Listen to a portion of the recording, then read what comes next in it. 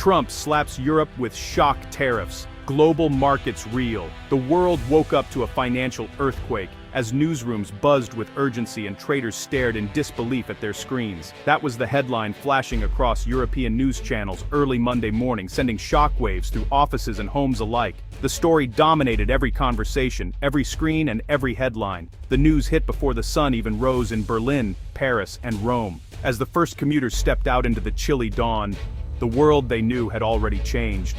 Traders scrambled and stock markets tumbled, phones rang off the hook, and the red lines on market graphs seemed to plunge endlessly downward. Panic and confusion spread faster than the news itself. Businesses from car makers to cheese producers braced for the storm.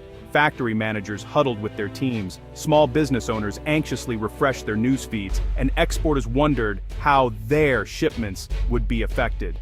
World leaders were quick to grab their phones. In capitals across Europe, officials scrambled to assess the fallout, calling emergency meetings and drafting statements. Tweets and statements poured in from Brussels, London, and beyond. Politicians tried to calm the public, but their words did little to ease the growing sense of crisis. The euro dipped against the dollar as markets digested the news. Social media was ablaze with speculation, analysis, and fear. Every new update seemed to bring more uncertainty. Hashtags like "Ton trade war" and "tariff trouble" shot to the top of trending lists. Memes, opinions, and rumors spread like wildfire, fueling the anxiety that gripped the continent. Ordinary people felt the anxiety too. Would their jobs be safe? Would prices go up? In supermarkets, on subways, and in office break rooms, the same questions echoed. What would this mean for everyday life? Taxi drivers in Madrid and factory workers near Munich all had the same question.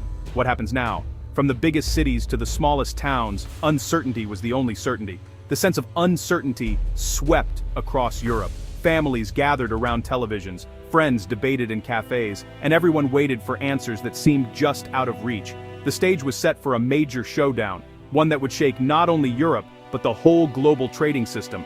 The ripple effects would be felt in factories, ports, and boardrooms around the world. The tariff story was no longer just politics. It was now everyone's business. From the highest levels of government to the corner bakery, the world was watching and waiting for what would come next. Overnight, President Trump announced sweeping new tariffs that would impact a wide range of European goods. The news broke suddenly, catching many by surprise and sending shockwaves through international markets. These tariffs meant higher taxes on imported cars, fine wines, specialty cheeses, and even crucial airplane parts. The decision was abrupt, leaving little time for businesses to prepare or adapt to the new reality. European exports to the United States, which are valued at billions of dollars each year, suddenly faced an uncertain future. Goods that once flowed freely across the Atlantic were now threatened by increased costs and potential delays. In Germany, factory workers worried about job security as car exports slowed. French vineyard owners scrambled to find new buyers, while small Italian shopkeepers feared losing their American customers. The ripple effects were immediate and widespread. Financial markets reacted almost instantly.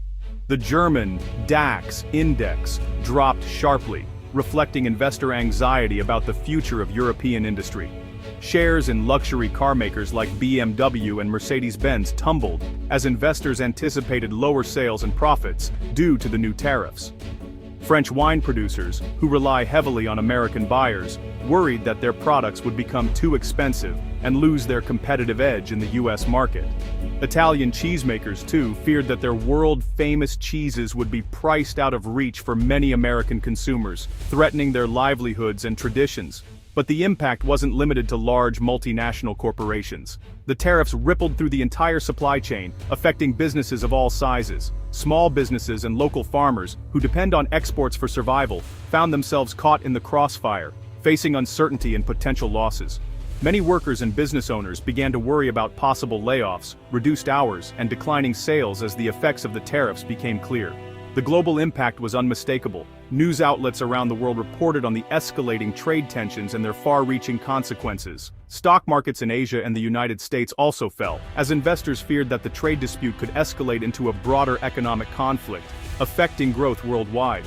Shipping companies warned that higher tariffs would slow down trade between continents, leading to delays, increased costs, and a more uncertain future for global commerce. European leaders did not stay silent. Ursula von der Leyen, president of the European Commission, promised a firm and united response. Germany's chancellor called the US move unfair and dangerous. France's president said Europe would not be bullied. In Italy, the prime minister spoke to reporters outside parliament. He said, "Europe must defend its workers and products." Spain's leader echoed these words, calling for strong action and calm heads.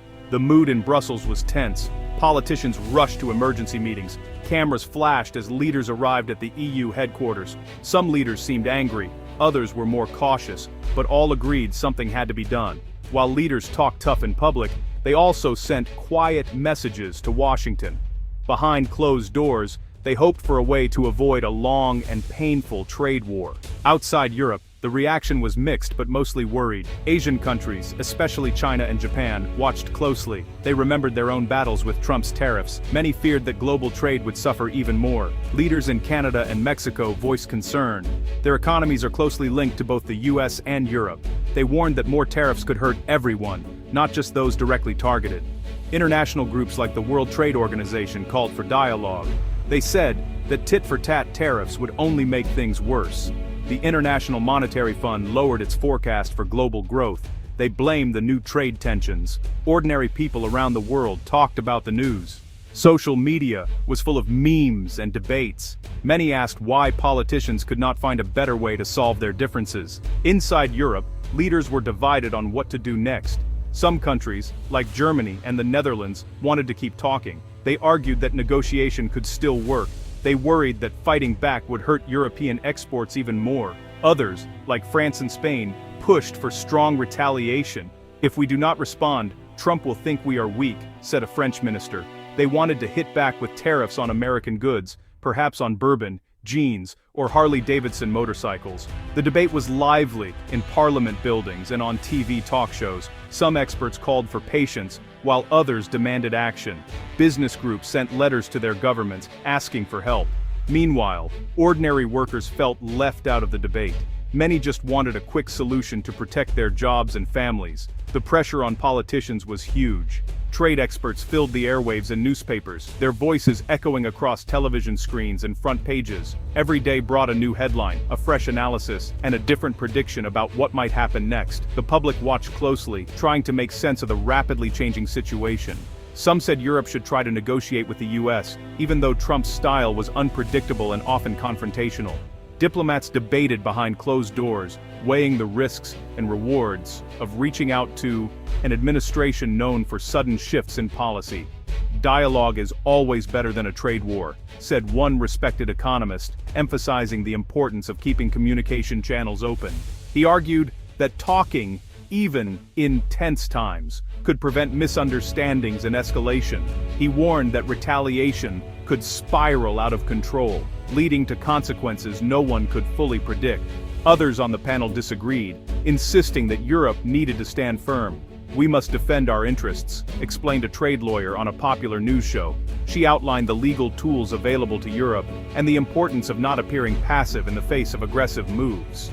"If we wait too long, we will look weak, and Trump sees weakness as a green light," warned another commentator. The panel discussed how perception could shape the outcome as much as policy itself. She argued that targeted tariffs could send a strong signal, showing that Europe would not back down easily. Some pointed to history, recalling past confrontations and their outcomes. Past trade wars have hurt both sides, leaving scars on industries and communities. Factories closed, shops shuttered, and entire towns struggled to recover from the fallout. They led to higher prices for consumers and fewer jobs, as companies struggled to absorb new costs. Ordinary people felt the impact most, facing uncertainty at the checkout and in the workplace. Experts worried that this new fight could last for years, not months. The longer the dispute dragged on, the harder it would be to undo the damage. The biggest challenge, they all agreed, was Trump's unpredictability. No one could say for sure what he might do next, or how quickly the situation could change. He could change his mind overnight, making it difficult for Europe to plan ahead. As officials scrambled to respond, uncertainty became the only constant, leaving everyone searching for answers in a world where the rules seemed to change by the day. The European Union is made up of 27 countries. They do not always agree on trade policy. Germany, with its strong car industry, feared big losses. France wanted to protect its farmers and winemakers. Smaller countries like Ireland and Denmark worried about being ignored. Finding unity was hard. Each country had its own interests and concerns. Some leaders believed in open markets and free trade. Others wanted more protection for their industries. EU rules say that trade policy must be decided together. This meant slow meetings and lots of debate. When the stakes are high, unity is even more difficult to achieve. Still, most leaders knew that Europe would be weaker if it acted alone. The challenge was to balance national interests with the need for a strong, united European voice. Facing US tariffs, Europe began to look for new partners. EU officials visited countries like Canada, Australia, and Japan. They talked about new trade deals that could help European businesses. Leaders also discussed new laws to protect Europe from economic bullying. The EU considered an anti-coercion instrument. This would allow Europe to respond quickly if other countries tried to pressure it unfairly. Some called it a shield for Europe's economy. Others worried it might start more fights. European companies searched for new markets. German car makers looked to China. French winemakers promoted their bottles in South America. Italian cheesemakers sent samples to Asia. These new moves showed that Europe was trying to adapt. But building strong new partnerships would take time and effort. For European businesses, the future is uncertain. Car factories in Germany and wine producers in France face tough choices. Some may cut jobs, others may try to lower prices or find new customers. Innovation and unity are more important than ever. The risks are real. If the trade war gets worse, everyone could lose. Prices might rise for ordinary people. Companies could move jobs overseas. The global economy could slow down. But there is also opportunity. Some leaders say this crisis could make Europe stronger and more independent. It could push the EU to find new partners and new ideas. Unity and quick action are key. What happens next will shape not just Europe's future, but the whole world's. The choices made today will be felt for years to come.